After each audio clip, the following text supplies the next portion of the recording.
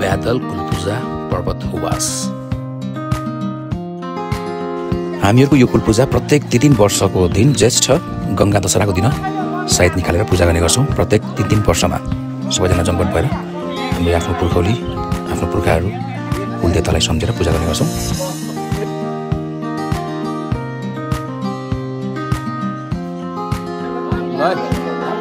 तयारी हुँदैछ हाम्रो अब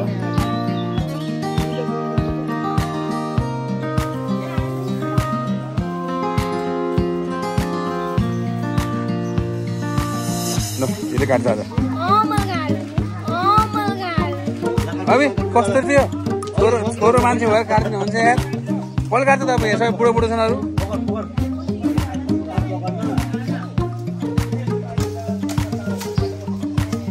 कुल पूजा गर्नुको निमित्त सबै कुराहरू तयारी गर्दैछन्। सबै बाबुहरू मिलेर र बुहारीहरू पनि उत्तिकै बसेका छन् र मम्मीहरू पनि रेडी छन् कुल पूजाको लागि।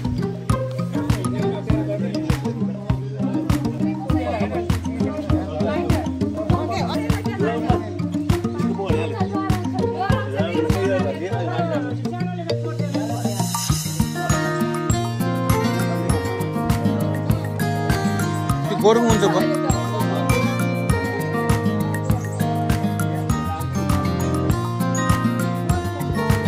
उहाँहरू हुनुहुन्छ ठुलो बुवा र ठुलो मम्मी। अहिले हाम्रो यस कुल पूजाको मुख्य पात्रहरू। अनि उहाँ हुन्छ हाम्रो घरका कान्छो बुवा झिल्की भएर आउनु भएको छ आज।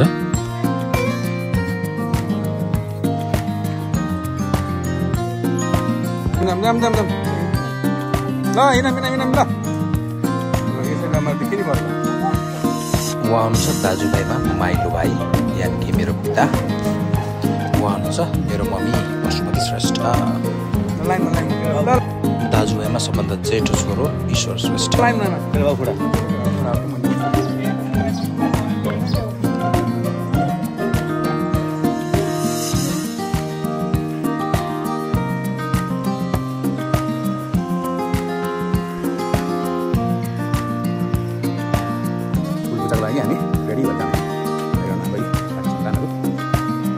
उहाँ हुनुहुन्छ हाम्रो साइलो बुवा।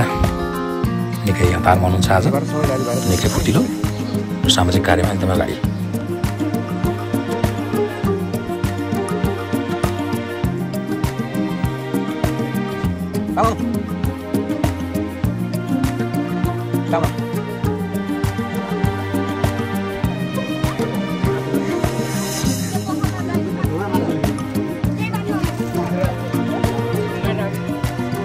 यति बेला पनि हामी कुल मन्दिर आइसकेका छौँ र सबैजनाले आफ्नो भागबाट ल्याइएको सामग्रीहरू लिएर मन्दिरको परिक्रमा गर्ने काम भइरहेको छ। मन्दिर घुम्दैछौँ सबैजना।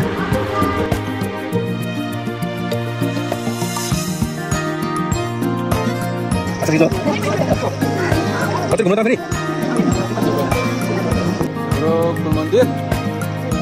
घुम्यो 3 चोटि घुमाएर एकचोटि घुमाएर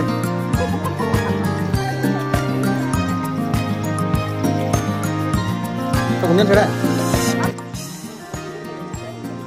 तो उनी हाल्यो त पहिला आउन सक्छ। दिउँसो अब आउँछ नि सबै लाया।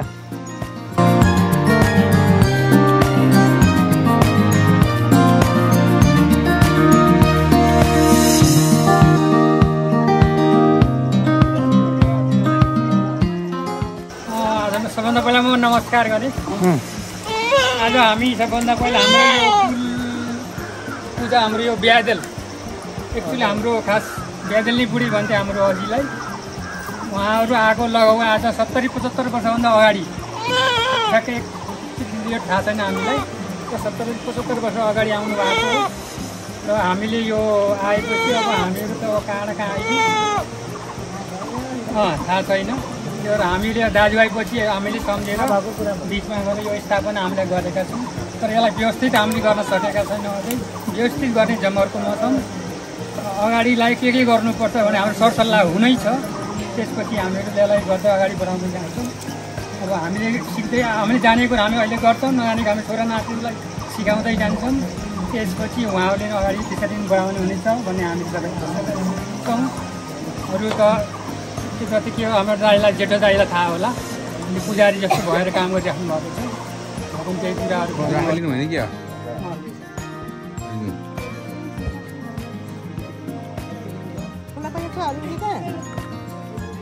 जाने थिएँ ढोकाबाट गर्छु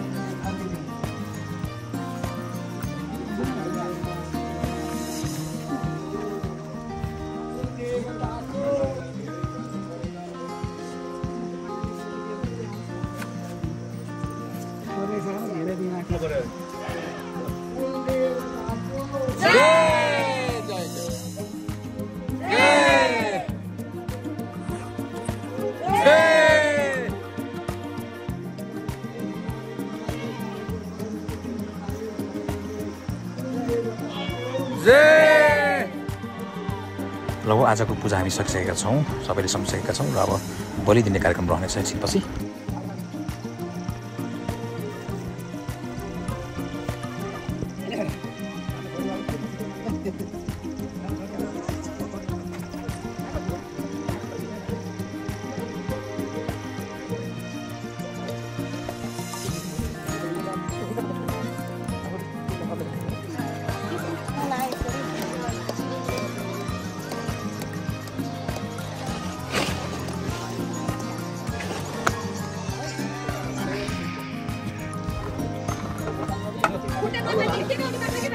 नतान अलि माथि साथ हो त्यहाँ साथ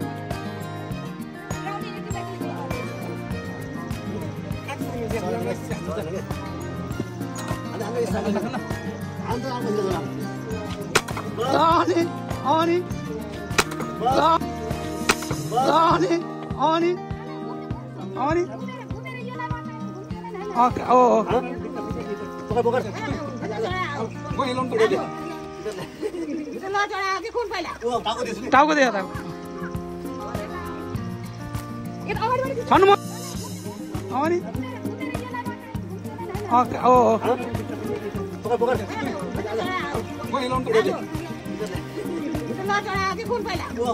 टाउको देखा छन् मम्मी छन्नुहोस्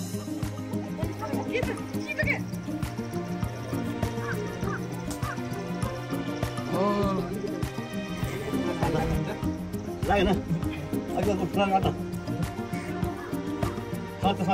साथै आज लाग्न जाने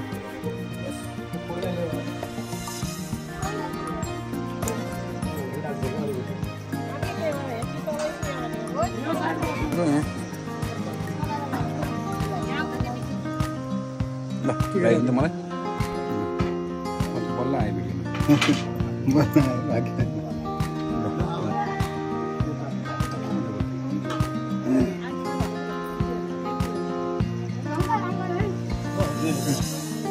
लिनु भएन यहाँ रोटी दिनु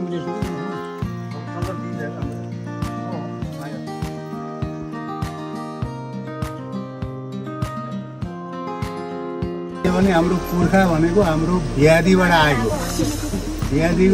आएको हुनाले भ्यादेल भन्ने नाम राखेको भ्यादेल भनेपछि कोही खोलाको सबैले जान्दथे त्यस कारणले हाम्रो अब उहाँबाट आएको सिर्फ बाजे बजै त्यसमा बाजेहरू एउटा बाउ अब जानेको हामीले लुगा एक भाइ पहिल्यै कता हराएको भन्ने थाहा भएन त्यो त्यसको केही गिन्ती छैन दुई भाइबाट हाम्रो परिवार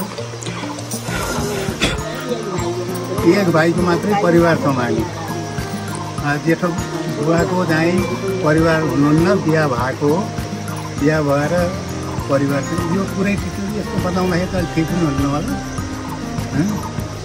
त्यही कारणले दुईवटा दाजुभाइबाट हामी कान्छो बाबुबाट यति परिवार जम्मा भइएको छ अरू यहाँबाट पनि हामी एकै ठाउँ अहिले छैनौँ अलग अलगमा छौँ आफ्नो कार्यमा छौँ कोही विदेशमा छन् अहिले यहाँ हामी यो कुल पूजामा आफ्नो पितृ पूजामा हामी जम्मा भइएको छ यो सबै राम्रो कुरा हो सबैले यो हामी नभए पनि हाम्रो पुस्ताले आउने पिँढीले यो चाहिँ यहीँ आएर पूजा कुल पूजा गर्दै गरौँ भन्ने मेरो त्यही कामना छ।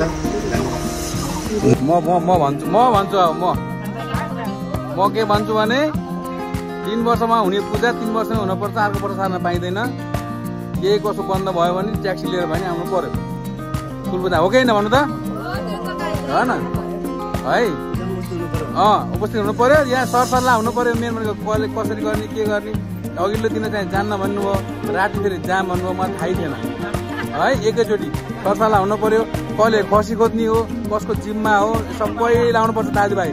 अनि स्पेसल विदेश बसेका हाम्रो दाजुभाइहरू हुनुहुन्छ, अशोक, सुदीप, जितेन अनि हाम्रो शिव होइन सन्तोष, सबैलाई हामीले यहाँबाट सम्झेका छौँ।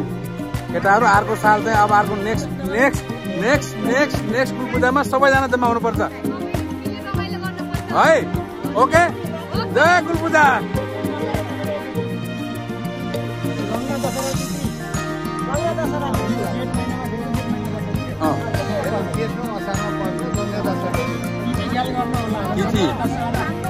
हो अब सबैजना मिलेर यो मन्दिर अझै व्यवस्थित गराउनु पर्यो होइन त? ल ठिक छ ल। अबको हाम्रो नेक्स्ट पूजा 2085 साल जेठको गङ्गा दशहरा तिथिमा पर्छ। केटाहरू ख्याल गर, विदेशबाट तिम्रो चाहिँ सबैजना त्यो पूजामा चाहिँ आउनुपर्छ। यसपालिको कुल पूजा यही समाप्त हुन्छ र अर्को साल भन्नाले 2085 सालको जेष्ठ असार गङ्गा दशहरामा सबैजना भेला हुनुपर्छ।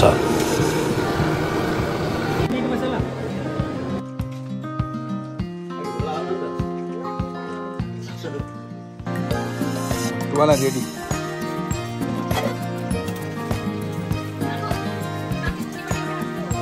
समयबाजी। र अन्त्यमा जाँदा जाँदै हाम्रो कुल देवताले हामीलाई सधैँ रक्षा गरून्, सधैँ आशीर्वाद प्रदान गरून्। केही कमजोरीहरू भएका छन् भने हामीलाई माफ गर्नुहोला। हाम्रा पितृहरू यथा स्थानमा बसेर सधैँ आशीर्वाद दिइरहनुहोला। धन्यवाद।